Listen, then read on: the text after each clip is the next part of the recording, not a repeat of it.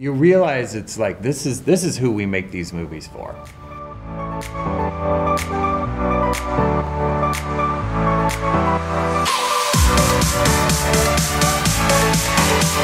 It's a pleasure to talk to you today, Peter. I would like to start with the question about the premiere yesterday evening, because you were in Germany, you showed the movie to the German audience for the first time. What was the reaction? What was the atmosphere like? The atmosphere from the moment we arrived was festive. They had, a children's choir singing some of the songs in German. The cast, the German cast was there, which we got to meet. We got to step up on the stage and see the audience, and you could feel the energy even before the movie started.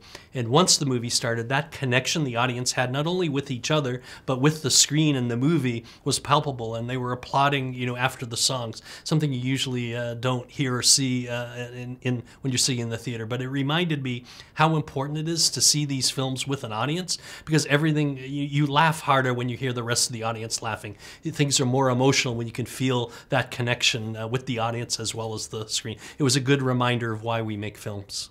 When you came up with the idea for Wish for the first time, I bet the vision was totally something else than the final movie. No, like always, we have a concept. In this case, it was Jennifer Lee realized that, hey, pretty soon we're going to have a film that happens to coincide with the 100th anniversary. We need to figure out how to embody everything we love about Disney animation, make it an original story with original characters and songs, but also make it feel like an homage to all the movies that came before us. So we pinned up actually illustrations of all the movies that Disney had made, and then we started asking ourselves, what makes a Disney movie? And words like hope and dreams and wishing on stars was prevalent in so many of the movies that we knew this had to be about wish. And we thought, how great would it be to wish upon a star, but actually have the star come down and be a character in the movie?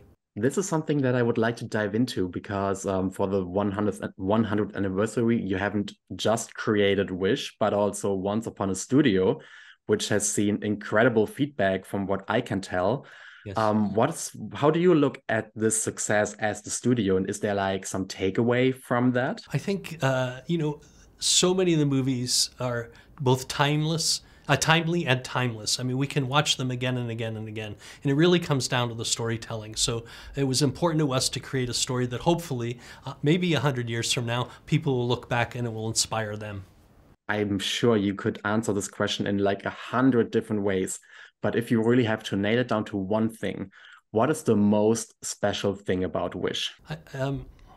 It's that feeling of hope that it gives the world. We want people to sort of put the outside world behind them right now, come to the theater, get engaged as an audience, get engaged with the film, and leave uplifted and hopeful. Do you have a vision for let's say, the legacy of Wish? Is there going to be more content, like more movies, short films, like theme park attractions or lands coming up?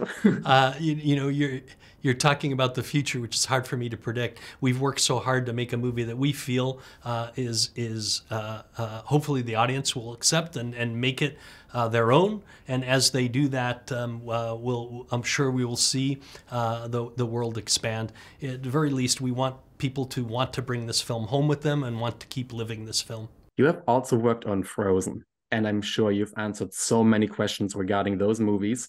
I have one that you maybe haven't talked about yet. There's the video game series Kingdom Hearts, and Frozen was part of that. Yes. I'm wondering if you had any influence of that world in the game. Not that world, but we did consult, when Frozen was put in the world, they did consult with us about how to incorporate it into the game. It's obviously an incredibly popular game, and we were happy to collaborate with them on that. So let's talk about Easter eggs in Wish. I'm sure there are many. Do you have a few favorites?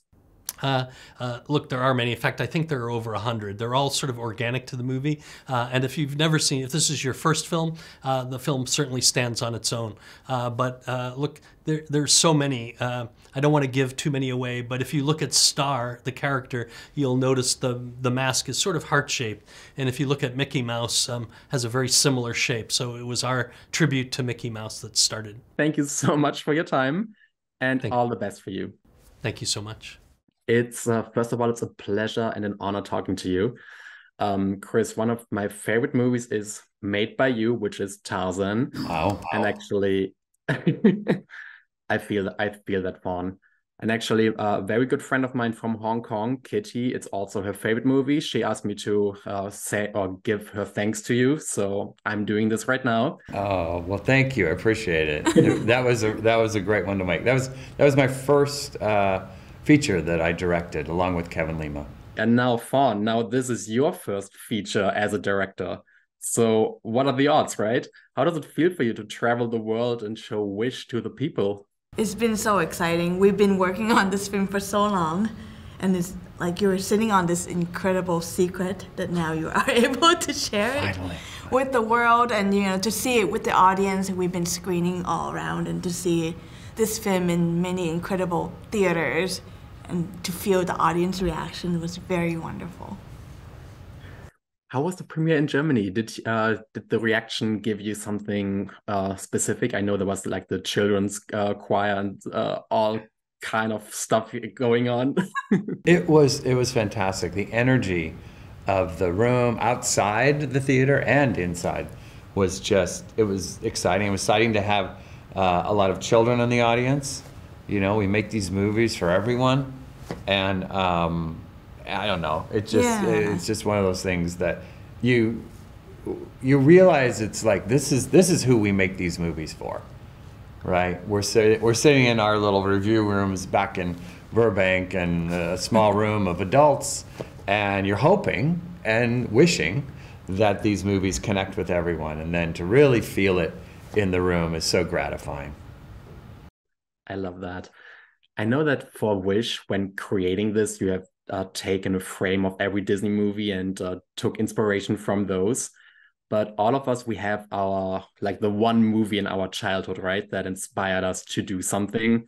So I wonder what those movies are for you and how you took inspiration from those movies into Wish. Yeah, for me, it was Beauty and the Beast. To see beautiful imagery on a big screen, feeling like the drawings were alive, made me want to be an artist, made me be obsessed with drawing, and made me want to work at Disney Animation.